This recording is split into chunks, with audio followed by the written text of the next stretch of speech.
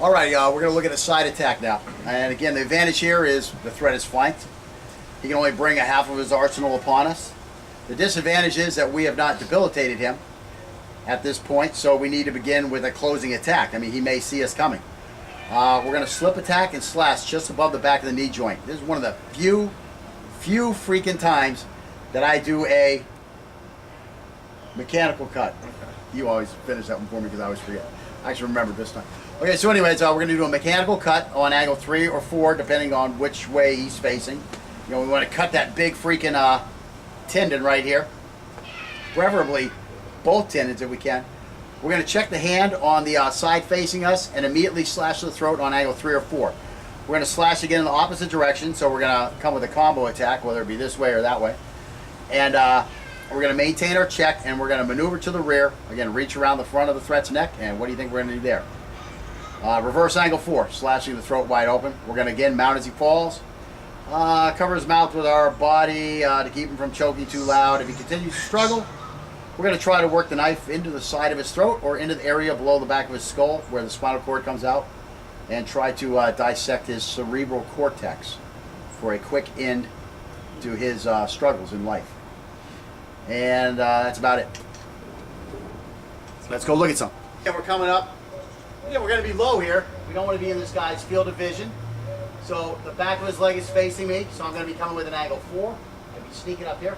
I mean, who knows what reason I have to do this attack from. Maybe he's standing against a building here. Maybe there's a vehicle right here. And there's a building over there, so I can't come from any other angle. He's standing in a corner. Anything like that. Here I come up. I'm going to be here. Bam, here. Immediately coming back up here. I'm trying to get to his throat. I got this hand here. I get this here. And now I'm trying to roll this over. And again, can I take that leg from here? Yeah, I can take that leg from here. That's what we were talking about. We didn't show in that one attack where we took the rear. But once we get here, yeah, we can take this leg out, give him a little less chance to counter. And again, take the throat, grab him back over, roll him back over, take him to the ground.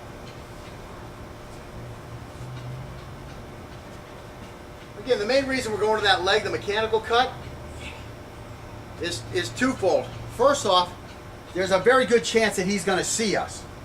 And the chance where he's most likely going to see us is when we get very close.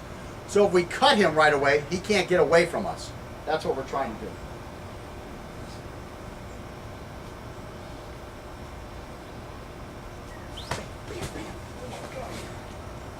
And again, do I care if that 3 or 4 up in his head hits him? Again, I'm throwing it fast, so I'm not really going to smack him. Do I care if that cuts at all? No, I just want to get him reacting to me instead of calling out the alarm, okay?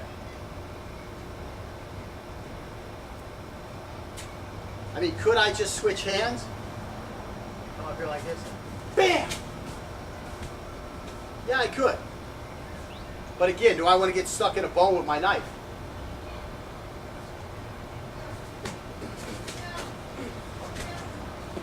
Here, he tried to take my hand. He's got my hand.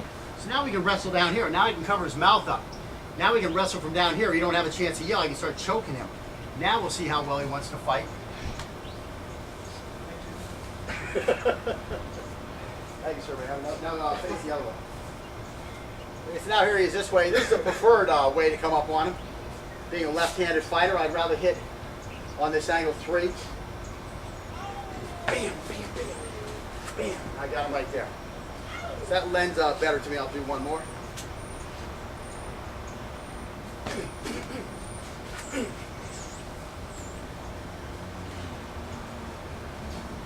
What am I aiming for up top? What are you aiming for? Yeah. Just trying to slash anywhere across. I'm trying to get my hands up, get me reactionary, so that you can take the back and then do this. Again, that 3 and 4 to the head, yeah, you might get his, you might sever his carotid, you might cut his trachea, you might sever a jugular vein, you might cause him mechanical problems by slashing these tendons or muscles that control his head. But the big thing we're just worried about is we're worried about a diversion. To get him like this, what's happening while we take the back?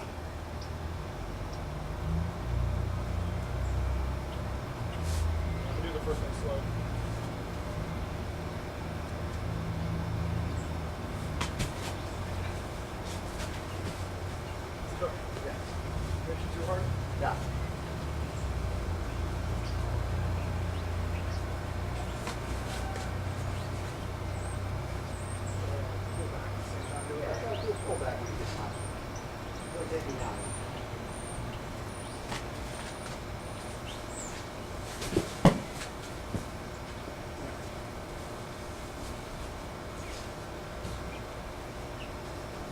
And again, the reason we're not doing the full pullback when we get to the rear is because we don't have time. This guy, we've already started this guy. We can do the full back when we come from the rear type attack, because this guy hasn't seen us yet. But when we come from the side, we've already cut him. We already got his hands involved. We just need to get to that neck as soon as possible. We don't really want to take time now to worry about taking that balance off. We just want to get that thing sawed and done.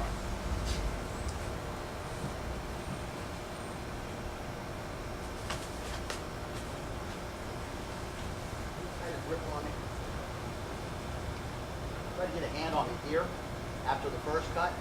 Do 2 cuts, then slide that one around to the back. Try to get a little more busy. There it is. And boom.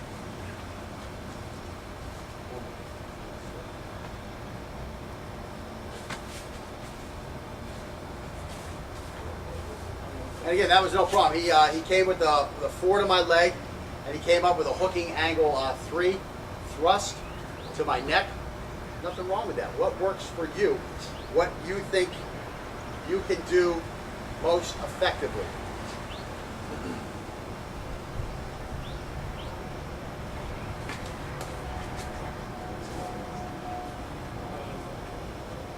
Scott's still a nice guy. He hits me and he says sorry. You got to, I said sorry to him after I think I saw the blood. yeah. Well, you asked me if I wanted some. No problem. Oh, I didn't even apologize to him. All right, so what do you want now? So now what you got to do is you got to slash this one. You got to let this arm go through. Now check off here. Bam, bam, bam, whatever. I was trying to figure out how to work my way around. Yeah. And again, the closer you keep these things to our base attack, again, coming from the side, working around towards the back, the easier it's going to be for you. Now, you may find that, Brooke, I don't like that attack. I like to do it a different way. If that works for you, you can do it effectively, beautiful.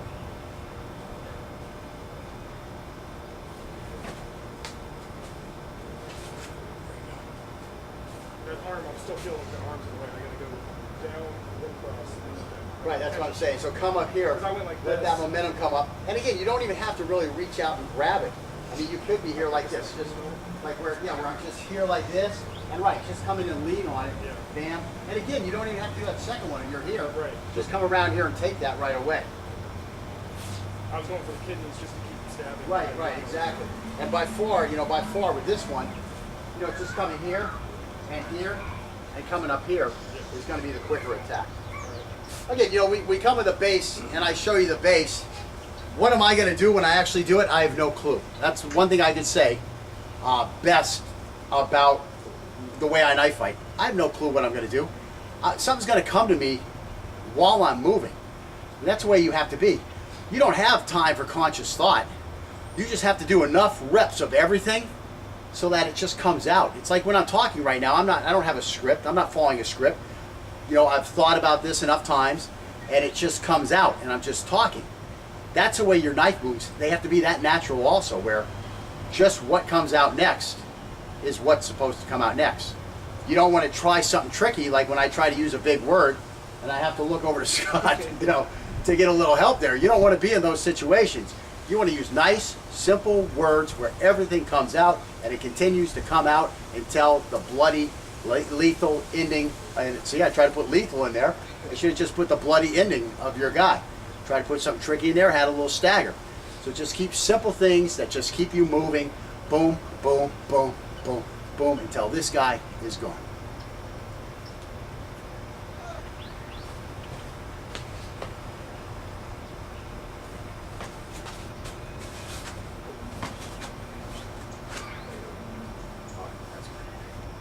So simple stuff.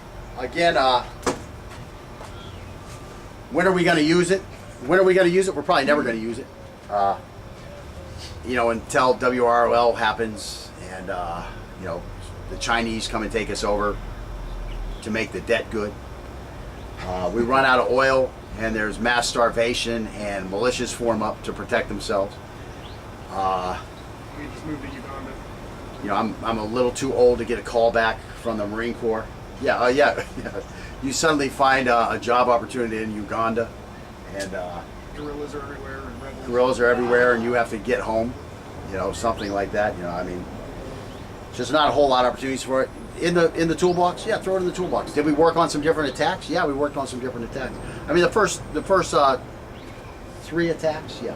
The first 3 attacks were much more valid than the last 2, which are more pure sentry removal type thing. But again, you know, your buddy is in a scrap with somebody. You know, the guy's back is to you, and he's holding a gun on your buddy. You have a knife. Wow, a rear attack all of a sudden makes a lot of sense, doesn't it? Maybe I was wrong saying they were only good for sentry removal. You know, same thing with the side. I mean, you know, you're at the bank. This guy's got his gun on the teller saying, "Give me the money." You feel like being a hero today? Pull out your little knife. I'm sneaking up there. Slash that leg. Boop. Take that neck. Man, you're on the 6 o'clock news. For bringing a knife into the bank. Jared, yeah, but are you allowed to bring a knife? It doesn't say no I don't knives. think so. It says don't bring a gun to the bank. Okay. Yeah, because I look at those signs. All right, so we're serious now. Now you really have to read that Folsom prison style book. What is it? What's the name of the book? Put him down, take him out. Put him down, take him out. Knife fighting from inside Folsom prison. Something to that effect. You really need to have that book read now. Again, we're not going to go read through the whole book. We have been reading through the whole book as we're going through classes and taking breaks. But we have not done any of the drills. We are going to now do all the drills, okay? And we're going to put that on tape for you. And again, that's something that you want to add to your toolbox. Again, we do something very similar in the attack we're doing. We just have sophisticated it, raised the level of sophistication in that, we have a opening knife attack, and then we finish up taking the rear and slashing the throat, making sure the job gets done. Again, that's the difference between an actual trained knife fighter and just a trained thug, with a brutal, down and dirty technique, which is what the Folsom prison style attack is. So again, make sure you start reading through that book. You really need to read it before you watch the next video, and then we're going to start going through some of those drills to make sure that you have the actual attack in your toolbox, not something that you think is the actual attack, so that when you actually learn to defend it, you're actually defending it and not something that you just think looks like it.